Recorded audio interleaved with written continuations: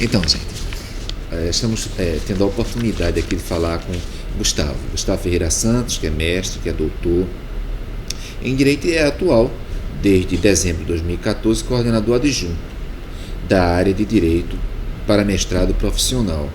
Uma oportunidade de tanto falar sobre a CAPES, a atividade da CAPES, instituição fundamentalíssima, porque eu lembro, a CAPES é uma autarquia vinculada ao Ministério da Educação, não confundir com o CNPq, que é um órgão também vinculado ao Ministério, no caso, ao Ministério da Ciência, Tecnologia e Inovação, MCTI. Mais adiante a gente vai falar um pouco sobre bolsas de estudo, auxílios e para universidades estrangeiras, inclusive. Mas, por enquanto, o nosso assunto é o seguinte. E aí, houve a avaliação, veio um conceito. Pode ter sido o conceito 4, que é bom, não é? Salvo engano, a Universidade Católica está com o conceito 4, assim como a Federal de Pernambuco, não é? É conceito 4, que é um conceito bom, não é? Há o conceito 5, muito bom.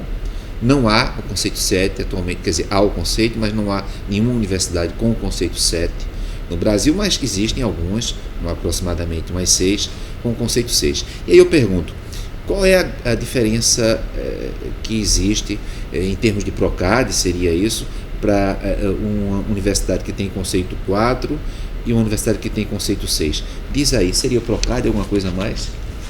O que é o PROCAD? Explica isso também. Assim, PROCAD é um programa de intercâmbio acadêmico, de integração entre instituições. Então, CAPES e CNPq têm programas nesse sentido. O CNPq é muito mais preocupado com a integração entre grupos de pesquisa. Né? O CNPq é chamado de Casadinho. E na CAPES é chamado de PROCAD. Eles são apresentados por instituições que vão fazer aquela ação de solidariedade, né? Um curso com avaliação melhor comanda uma pesquisa que é integrada também por cursos com uma avaliação menor. Aqui em Pernambuco, a Universidade Católica de Pernambuco, o programa pós-graduação, já tem uma certa experiência de PROCADs, já teve com algumas instituições nacionais. Hoje tem um iniciando, que é o que a gente tem com a PUC do Rio de Janeiro e a Federal do Pará. Existe um limite para a universidade? Depende do edital, porque a cada ano, quando a CAPES abre para novos projetos, o edital diz se tem limite ou não. Eu já coordenei um PROCAD que era na Federal de Pernambuco com a Unicinos, que na época tinha limite, a gente só podia 2 instituições, mas nesse último edital a gente podia 3 instituições, então depende do edital. Mas limite por instituição, digamos, se uma instituição tem um grupo, ela poderia ter 2, 3 grupos com PROCADs com outras? Nesse último tinha, eu não me recordo exatamente se eram 4 pesquisadores por instituição, mas tinha um número de pesquisadores de cada equipe. Cada equipe de cada universidade tinha um número. Se eu não me engano, eram 4 pesquisadores. Perfeito. E me diz, qual é a outra diferença entre um curso 6, que nós temos no Brasil, e um curso 4, excelente, e um curso 4 bom? Veja, número de alunos? Para pós-graduação como todo, eu acho que é o reconhecimento de um trabalho. Certo. Na verdade, um curso que é classificado como 6, o país inteiro vai ver como um curso de excelência. Teria mais alunos? Seria possível no mestrado 6, digamos, ter 30 vagas? No mestrado 4? O número de vagas não vai mudar. O número de vagas vai ser determinado pela capacidade de orientação do programa, ou seja, cada docente permanente não pode ter mais do que um número que ele suporte orientar. Certo. Então, o que vai regular o número de vagas... Quantos? Mais do que 8 já seria um número então, complicado. 8 é um número... É um número bom de... O nosso lá na Universidade Católica não chega a isso. A gente está trabalhando com um número bem mais baixo na média, né? Que então é muito poderia bom. aumentar o número de vagas? Não. Em tese, sim. Se, por exemplo, no ano que vem tivermos o doutorado, provavelmente vai precisar dessa folga para inserir aí as vagas do doutorado. Então não muda isso. Tem data, tem previsão de data para saírem os resultados dos novos doutorados? Veja, o processo do APCN, que esse processo de propositura de cursos novos, ele é anual. O edital sai no primeiro semestre, tem um prazo para apresentação e depois ele entra em um processo interno de avaliação. Esse processo vai terminar provavelmente na semana que vem. Semana que vem. Que é a reunião do Conselho Técnico-Científico da CAPES, que é o conselho que toma essas decisões mais importantes sobre questão acadêmica. Perfeito. Né? Então, quem autoriza os cursos novos? A decisão final é do CTC. E semana que vem deve estar saindo. Então, semana que vem, o CTC está reunido a semana inteira. Então, várias coisas estão na pauta, dentre elas, os novos cursos. Mas não pode acontecer o que às vezes acontece com o Poder Judiciário, não esgotar a pauta nesse ano. É possível. Muitas vezes, parte dos APCNs fica para o próximo CTC, especialmente quando no CTC tem alguma dúvida sobre algo do projeto, bota para diligência documental ou para diligência de visita. Isso existe. Se você pegar o site da CAPES hoje, durante o ano todinho você vai vendo notícia de cursos novos autorizados pela CAPES. Na verdade, todas essas notícias aí para trás são do processo de APCN do ano passado, porque foram cursos que não foram julgados no final do ano passado, por alguma razão, e foram sendo inseridos nas pautas deste ano. Quantos foram reconhecidos no ano passado, né, Gustavo? Eu não lembro exatamente. Aproximado, não? Exatamente. Não tenho esse dado na cabeça, não. Quer dizer que é possível semana que vem termos algum resultado? É possível que na semana que vem a área já tenha o resultado do seu APCN. Entendi. Então, veja, para uma instituição pública, é verba. Quanto maior a avaliação dentro da instituição, maior vai ser o quinhão que vai caber aquele programa pós-graduação. Então, Universidade Federal de Pernambuco tem vários programas de pós-graduação. Os orçamentos vão ser diferentes, vão ser diferenciados à medida da avaliação. Então, melhorar a avaliação, além do reconhecimento da comunidade e tal, vai ser para eles também. E numa instituição privada? Um número maior de bolsas é possível também. Bolsas. Né? Um curso vai aumentando a sua credibilidade no meio, e também vai recebendo mais bolsas, mais instituições. Hoje, na Católica, na Universidade Católica de Pernambuco, por exemplo, tem bolsas da CAPES. Tem bolsas da CAPES. Quantas bolsas são atualmente no mestrado da Universidade Católica de Pernambuco? No de Direito, se eu não me engano, são 7. São 6 ou 7. Eu sei que a cada turma tem disponibilidade de 3, mais ou menos. Né? Quer dizer, atualmente nós temos entre 6 e 7 bolsas.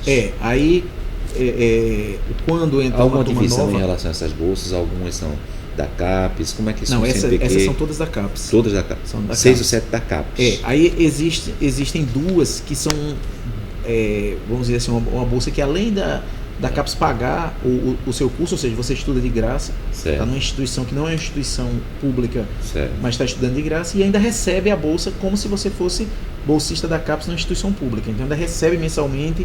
Então além de não pagar, recebe um determinado valor. Tem 2 bolsas desse tipo lá na Unicap. Então a cada turma você tem disponibilidade de uma bolsa dessas. E tem outras bolsas que eles chamam de bolsa taxa, que na verdade a CAPES paga a sua mensalidade. Entendi. Então você estuda de graça. Quer dizer que nós dispomos da Universidade Católica de Pernambuco, que está com o conceito 4, um conceito bom, com 6 a 7 bolsas da CAPES, e entre elas 2, onde além de não pagar, você recebe um determinado valor. E seria em torno de quanto, mais ou menos? Os 2 salários mínimos? Não chega. 1.000 e pouquinho. Certo. Né? Acho que não chega.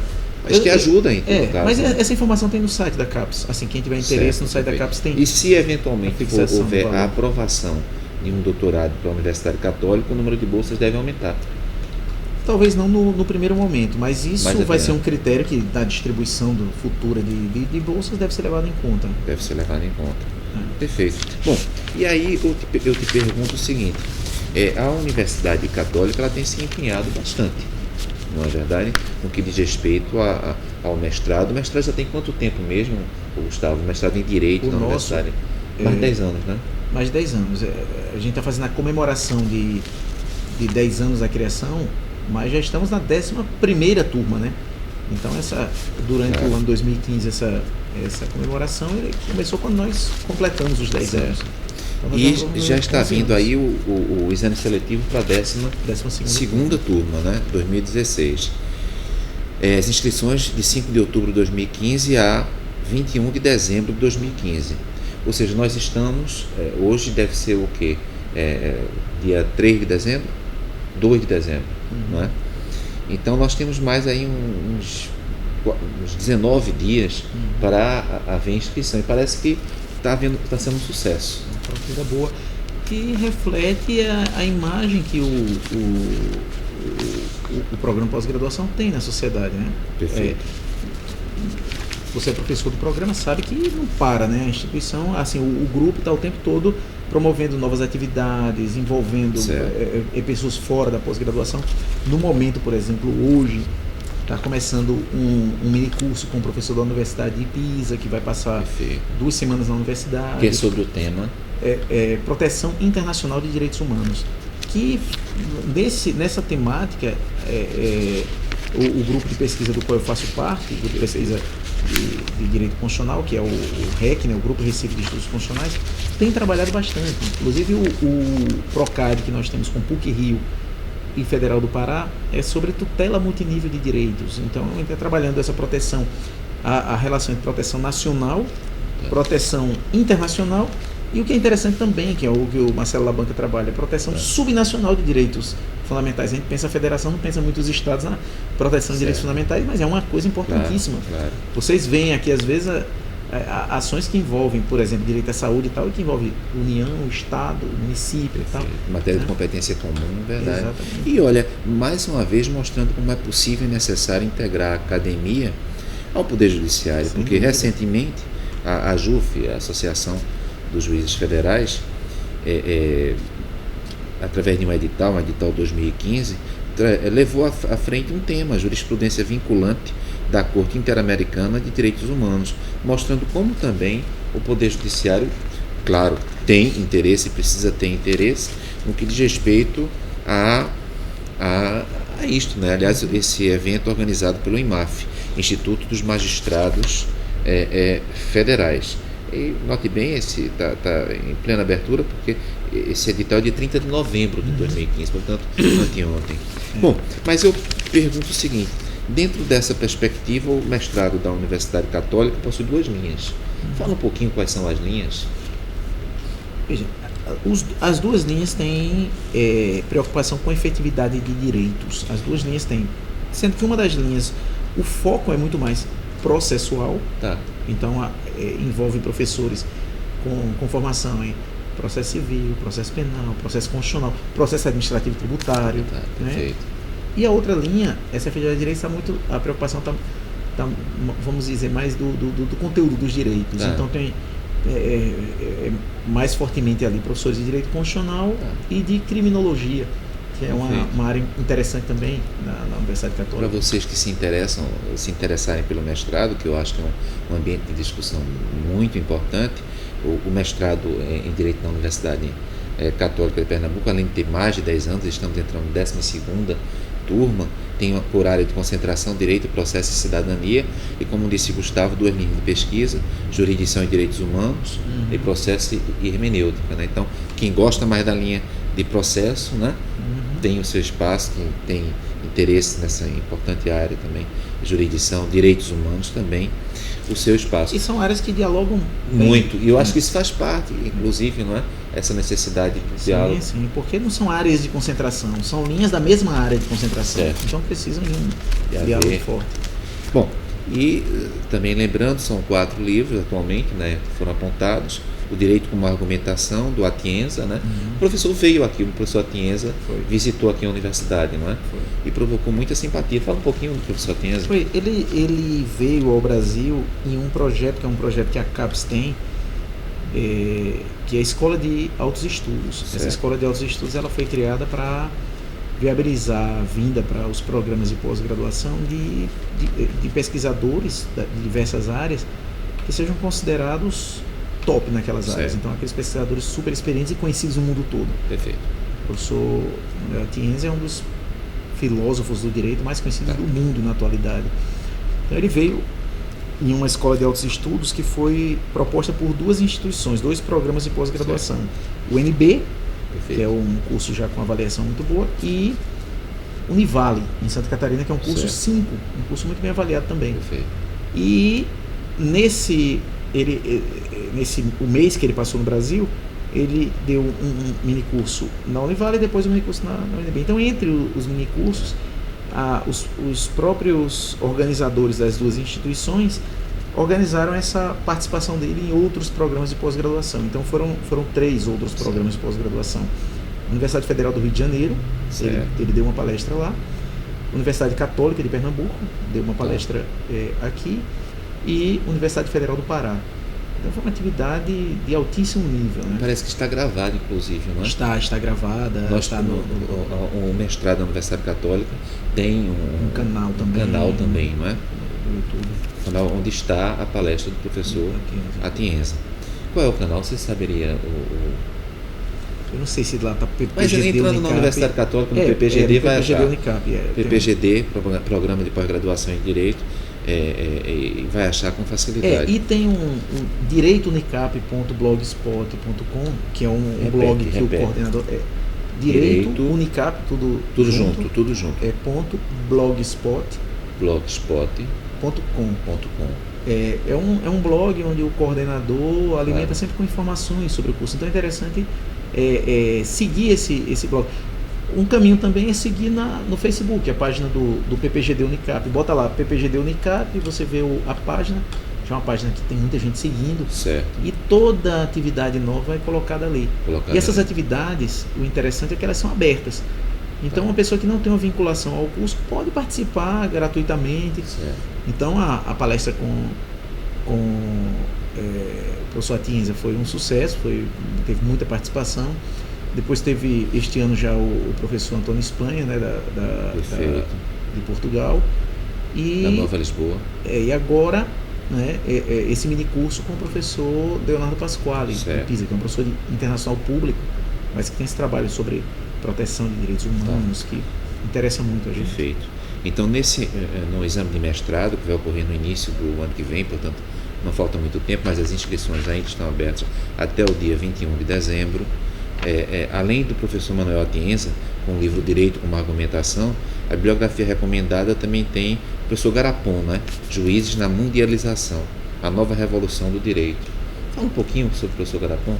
É um magistrado francês que é dirigente da Escola Nacional de Magistratura, da formação dos magistrados lá, e que é um filósofo também, né? um pensador, que tem muitos textos sobre o papel do judiciário, perspectiva judiciária. Então, esse texto é um texto que trabalha essa coisa da integração entre os judiciários no mundo, né? Essas influências recíprocas, né? O juiz não é mais o juiz do direito nacional, ele está, né? Você está aqui, mas está vendo o que está acontecendo no Tribunal Europeu de Direitos Humanos, uma decisão do Tribunal Constitucional português, e cada vez mais essa integração, né? Novamente a questão. Eu estive em Bordeaux, onde está a Escola da Magistratura na França, e portanto eu acho que isso também mostra como são próximos os interesses das escolas de magistratura com as universidades. Exatamente. Não é? Quanto mais se puder apostar nessa integração, melhor, né? Bom, tem o professor Sanches Rubio também, né? Com Encantos e Desencantos dos Direitos Humanos, não é? E o professor Tarufo, Processo Civil Comparado. Então, são esses os 4 livros, não é? No próximo exame seletivo que estão...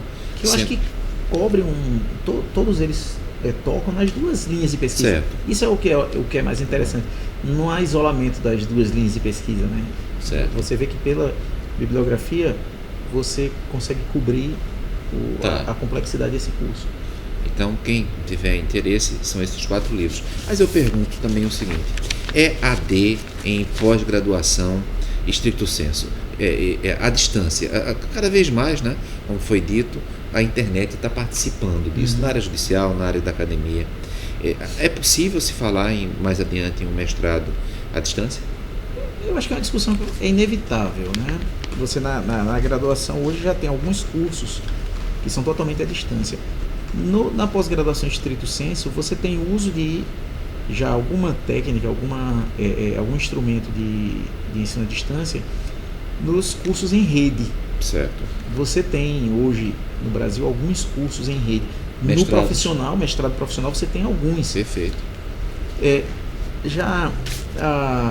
não lembro exatamente quantos anos, mas já há alguns anos a CAPES ela está dividida entre uma estrutura que trabalha para a universidade, formação e aperfeiçoamento pessoal da universidade, e uma para o ensino básico.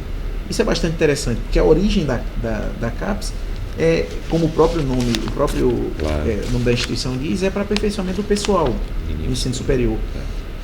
E ela acabou indo para esse caminho da avaliação, e a avaliação se tornou importante, porque como ela ia incentivar os professores das universidades a se aperfeiçoarem, a fazerem pós-graduação, ela precisava saber para onde é que ela ia conceder as bolsas, na verdade. Então ela precisava avaliar, para não aparecer uma proposta que não tem consistência nenhuma, mas que recebe bolsa, na verdade. Então ela começou a avaliar e virou essa estrutura. E uns 10 anos para cá, mais ou menos, o MEC pediu a CAPES que tivesse uma preocupação também agora com a formação dos professores do ensino básico. Tá bom. Então hoje na CAPES você tem duas estruturas. Você tem o CTC, que é esse Conselho Técnico Científico, que a gente sempre fala, o CTC CAPES, o CTC CAPES. Hoje tem 2 CTCs. Tem o CTC Ensino Superior e tem o CTC Ensino Básico. Então a CAPES tem políticas também para professores do ensino básico. Por exemplo, tem editais, de vez em quando sai um edital para mandar professores de inglês do ensino básico para os Estados Unidos, para a Inglaterra, projetos de pesquisa para professores do ensino básico. Então tem um conjunto de demandas. Então aconteceu uma coisa interessante, houve uma demanda dessa parte preocupada com o ensino básico para a parte preocupada com o ensino superior, uma demanda de criação de cursos profissionais para professores do ensino básico. Então começaram a pensar como fazer esses programas específicos, foram criados alguns em rede. Então você tem, por exemplo, um mestrado profissional de letras para professores de português do ensino básico. Esse mestrado profissional de letras envolve professores de várias instituições do Brasil. Elas estão agregadas ali por um convênio e vagas são oferecidas no Brasil inteiro. Então você tem de matemática, você tem de história. Agora está indo além da coisa do ensino básico, porque você tem curso em rede agora para pessoal técnico das universidades. E então aí é uma coisa bastante interessante. Muito interessante. E aí eu ia te perguntar, em consequência disso, o seguinte: dentro do Brasil, mas o ensino à distância, a questão em rede, também pode ser fora do Brasil. Não é? Dupla titulação, digamos, você pode de alguma maneira participar de um mestrado aqui no Brasil e também esse mestrado ter vínculo a um mestrado fora do Brasil, provocando uma dupla titulação. E mais, as coorientações. De repente você pode ter o Gustavo aqui no Brasil e você pode ter o professor Menezes Cordeiro em Portugal. Como é que isso vem se procedendo, as coorientações? Tem algumas instituições que já têm uma experiência boa. Eu citei ainda agora a Univale. A Univale, em Santa Catarina, ela já tem uma experiência razoável em cotutela. Você entra e você é orientado por um professor brasileiro e um professor de outra universidade. Eles têm 2 instituições, uma italiana e uma espanhola, com as quais eles têm uma história, né? E recentemente eles têm dupla titulação. Então você entra no doutorado da Univale para fazer dupla titulação com ou a Universidade de Alicante, na Espanha, ou a Universidade de... Eu não lembro exatamente qual é a universidade italiana que eles trabalham. Mas o aluno vai fazer a pesquisa toda com orientação dos 2. Ele vai fazer o doutorado sanduíche, que é aquele período de pesquisa dentro do doutorado, lá na instituição onde ele está fazendo a dupla titulação. Então lá ele faz disciplina, convive com os alunos lá. Quando ele volta, ele vai fazer a defesa de tese aqui no Brasil, com a presença de professores brasileiros e professores da instituição de origem. Então, no final, a titulação que ele recebe é das 2 instituições. Ele é doutor no Brasil e na União Europeia. Isso é bom também para a universidade, entre aqueles 5 requisitos. Isso seria também considerado? Sim. Isso é a internacionalização da atividade da universidade. Então é do interesse realmente, digamos, da Universidade Católica fazer algo assim. Claro, né? Sim, a aproximação com universidades estrangeiras. A USP tem dupla titulação com algumas universidades europeias. Perfeitamente. Então, isso é bastante interessante. Eu acho que então vale a pena apostar nesse futuro. Sim, é o futuro. Nós, lá na Universidade Católica de Pernambuco, temos assim, contatos e atividades com muitas universidades do mundo, mas mais recentemente 2 que a gente tem uma presença muito grande de docentes lá e cá. A Universidade de Valência, na Espanha. Eu fiz o pós-doc lá e depois já foi a professora Flávia Danilo passar um período de pesquisa lá. Já mandamos este ano um mestrando passar um período de pesquisa lá. E também tem um professor catedrático da universidade, professor catedrático de Direito Constitucional, o professor Roberto Vicente Pastor, que desde 2011, todos os anos ele veio aqui. Então, é uma atividade bem estável, né, de colaboração. E a Universidade de Pisa, que é essa que agora o professor está dando aula aqui, já é talvez o quinto professor da Universidade de Pisa que vem nessa atividade. O professor Marcelo Labanca, do nosso programa de pós-graduação, passou pela... Não, essa é pelo programa mesmo, não foi no edital CAPES. Mas o professor Marcelo Labanca passou um ano na Universidade de Pisa, no pós-doc. Então, assim, a gente já tem institucionalizado, né, um processo aí de diálogo com outras instituições bastante interessante. Quero lembrar também que o Thales, nosso amigo da Universidade Católica, tem nos ajudado também enquanto a própria Clássica de Lisboa, que a gente está... Thales Castro. Essa parte internacional da tem ajudado muito aqui no nosso grupo. Bom, mas eu queria terminar, porque que pena terminar, mas tudo na vida é necessário que nós tenhamos, inclusive nosso bloco aqui.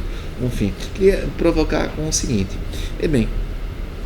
o Gustavo, ele fez um doutorado, o princípio da proporcionalidade na jurisprudência do Supremo Tribunal Federal, limites e possibilidades. Em 2002, fez um mestrado, Federalismo e Autoritarismo na Prática Constitucional da Primeira República, no ano de 96. E acabou de fazer um pós-doutorado, como foi dito agora, em Valência, na Espanha. Qual é a expectativa, o Gustavo, do aluno quando ele inicia um mestrado, quando ele inicia um doutorado ou um pós-doutorado? Diz aí, você como professor, você tem uma expectativa como professor do seu aluno, do seu orientando, não é? Mas também como aluno você tem uma expectativa. Fala um pouquinho da expectativa, o que é que se espera? Veja, você citou aí um pouco da minha história acadêmica, eu vou tentar narrar mais ou menos em cada momento desses qual era a minha expectativa. O meu mestrado na Federal de Santa Catarina foi feito imediatamente após a conclusão da graduação na Universidade Federal do Rio Grande do Norte. Eu sou potiguar, terminei o curso. Na época a gente não tinha internet, então não tinha essa facilidade de informação. Eu ia sempre eu gostava muito já de pesquisa. Na universidade eu observava muito outras áreas, né, atividades de outras áreas. Eu ia muito para eventos de sociologia, filosofia, então eu participava de muitos eventos, então eu via a vida acadêmica dessas áreas. E eu ia muito para a sede da Pró-Reitoria de Pesquisa e Pós-Graduação ler os prospectos dos programas que existiam no Brasil. Então eu escolhi alguns que eu achei que eram interessantes e priorizei na época a Universidade Federal de Santa Catarina porque era uma universidade que estava com um clima de debate, muito, muito interessante. Na época tinha aquele grupo, foi no auge daquela discussão sobre direito alternativo, né? Então tinha lá o professor Volk, né? O professor Horácio Vanderlei, o professor Edmundo Arruda, que era um debate interessante.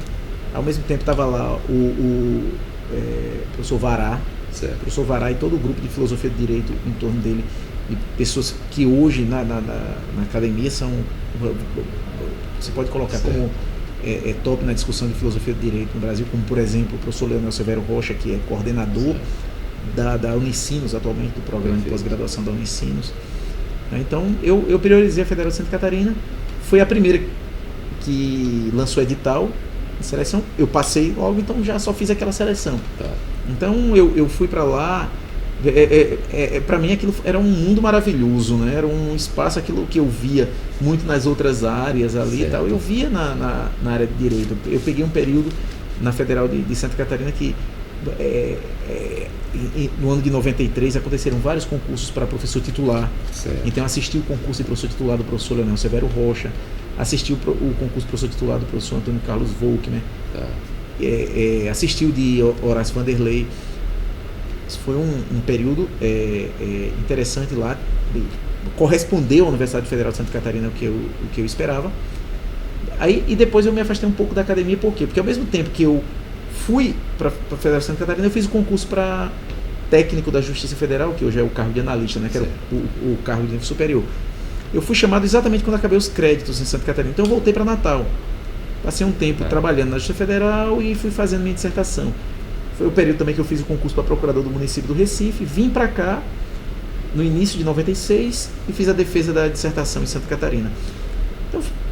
comecei a me integrar um pouco aqui em Pernambuco, não estava na pesquisa, não estava na pós-graduação, e decidi fazer o doutorado aqui. Tá certo. Não tinha perspectiva de sair para fora. Já como procurador do município. Já como procurador do município. E eu, já, como procurador do município do Recife que fui, mando um abraço para todos os procuradores municipais. Transmitirei. A Universidade Federal de Pernambuco também naquele momento estava com um destaque nacional interessante. Quando eu decidi fazer o doutorado, em 98, a seleção foi em 98, o curso começa em 99, era o único doutorado Nordeste Centro-Oeste. A UNB estava começando.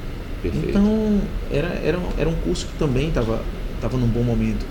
Né? A expectativa que eu tinha em relação a esse curso era de um espaço de produção do conhecimento sem igual no país. Eu fui aluno na teoria do direito, por exemplo, do professor Lorival Villanova. Certo. Né? Uma experiência. Fui também aluno do professor. Então, era um momento muito bom da instituição ali. O pós-doutorado, eu, desde o início da minha vida como professor, quer dizer, desde que eu defendi o doutorado, eu planejo sair. Eu gostaria de sair por um tempo maior. Né? Acabei saindo para a Universidade de Valência 3 meses. 3 meses. 3 meses. Acabei saindo porque a gente tem 1000 outras atividades aqui e não pode ser mais. Mas essa de Valência, então você morou em Valência por 3 meses? 3 meses. Eu quis quis conviver com um grupo de pesquisa que tem um trabalho muito intenso sobre teoria constitucional. Certo. Especialmente o professor Roberto Viciano Pastor, que é esse professor que a gente tem um forte intercâmbio com ele, e o professor Rubem Martínez Dalmau. Tem muitos textos interessantes sobre poder constituinte, poder de reforma. E logo na Espanha, num momento de crise econômica muito grande, na União Europeia, e que um grupo de professores de direito constitucional de algumas universidades espanholas colocava a discussão sobre a necessidade de uma nova Assembleia Constituinte na Espanha. Certo. Então eles dois participavam do movimento por uma Assembleia Constituinte. Eram separatistas, não? Não são separatistas. É interessante, no período que eu estava lá eu assisti um debate e o professor Roberto Viciano, ele defendia a posição da integração da Espanha. Né? Foi um debate interessante porque 2 professores que têm, vamos dizer assim, ideologicamente eles são muito próximos, ele e o professor Gerardo Pizarello da Universidade de Barcelona divergiam sobre essa questão da independência da Catalunha. O professor Gerardo Pizarello bem defensor da independência da Catalunha, e o professor Roberto da integração. Né? Exatamente. Isso é uma coisa que eu acho que a academia no Brasil precisa incorporar mais. Aqui, muitas vezes, a crítica ao conteúdo do seu trabalho, a crítica é mal recebida. Certo. Parece que é uma coisa pessoal. Eu digo, eu não gostei do seu trabalho porque acho que você errou nisso e tudo mais. Eu não estou lhe ofendendo pessoalmente. Certo. Pelo contrário, isso pode até ajudar o seu trabalho a melhorar. Então, o nível do debate lá, muitas vezes acirrado, debate acadêmico, não se transferia de forma alguma para o pessoal. Certo. Então, os debates que eu assisti nesse período lá, eu assisti alguns debates interessantes. Os debates, eles não chamavam 2, 3 pessoas que pensavam a mesma coisa, pelo contrário, convidavam sabendo que eles divergiam. Ponto e contraponto, né? Exatamente. Então, integração do direito na América Latina. Eu queria que você falasse, essa é a última pergunta, pelo seguinte, nesse minuto que nos falta, não é? Porque uma vez eu estava em Portugal, o professor Marcelo Rebelo de Sousa, que é candidato a presidente da República, né? Nas eleições que devem ocorrer em janeiro, em Portugal, pelo menos o primeiro turno em janeiro. Disse isso, olha, por que vocês não falam mais da integração, do direito da Latinoamérica? É claro que a economia dos países na Latinoamérica em relação ao Brasil é menor, mas eu queria que você falasse um pouco por que essa questão da integração latino-américa, vocês vêm, acho que é um fato, né? Vem considerando isso como significativo. Isso me faz lembrar do professor Marcelo Rebelo de Sousa. Eu queria que você explicasse um pouco, nesse minuto que nos falta. A história da academia no Brasil de Direito é uma história de indiferença em relação à América Latina. Certo. A gente cita decisões e decisões da Corte Norte-Americana, Suprema Corte Norte-Americana, do Tribunal Constitucional Federal Alemão, e nada da América Latina. Tem um trabalho interessante de Virgílio Afonso da Silva, professor da USP, no qual ele faz um levantamento no STF de citações de outras cortes. E ele, quando no período ele encontra 50 e tantas citações da corte americana ou da alemã, não encontra nada da América Latina praticamente. Certo.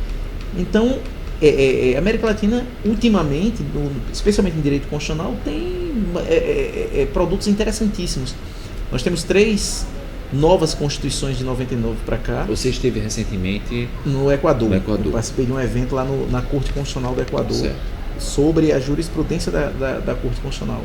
Evento interessante, que certo, eu não imaginava um órgão do Poder Judiciário chamar professores universitários para fazerem crítica das suas decisões. Interessante que eles mandaram decisões para alguns professores de alguns países da América Latina e nós fomos ao evento fazer uma crítica da decisão. certo. E eles não sabiam o que a gente ia falar. Era um auditório, os juízes da Corte Constitucional na primeira fila e escutaram críticas ao conteúdo das suas decisões. Bastante interessante. Mas veja, 99, Venezuela, foi uma constituinte bastante interessante, o texto da Constituição bastante interessante, que o processo político meio que ofuscou o texto da Constituição. Mas 2 constituições mais recentes que têm conteúdos interessantíssimos para se discutir. Equador, 2008, e Bolívia, 2009. Então, essas constituições têm chamado a atenção de pessoas do mundo inteiro, né? Tem muita gente dos Estados Unidos, na Europa, querendo conhecer mais o que está acontecendo, especialmente nesses dois países. E aqui eu acho que a gente tem um protagonismo nesse debate. Aqui a Pernambuco, porque na verdade em 2011 nós fizemos o primeiro grande evento no Brasil sobre constitucionalismo latino-americano, que foi na Universidade Católica de Pernambuco, mas foi uma união das 2 universidades, a Universidade Federal de Pernambuco e a Universidade Católica de Pernambuco. Certo. Reunimos aqui 15 professores e programas de pós-graduação do Brasil inteiro.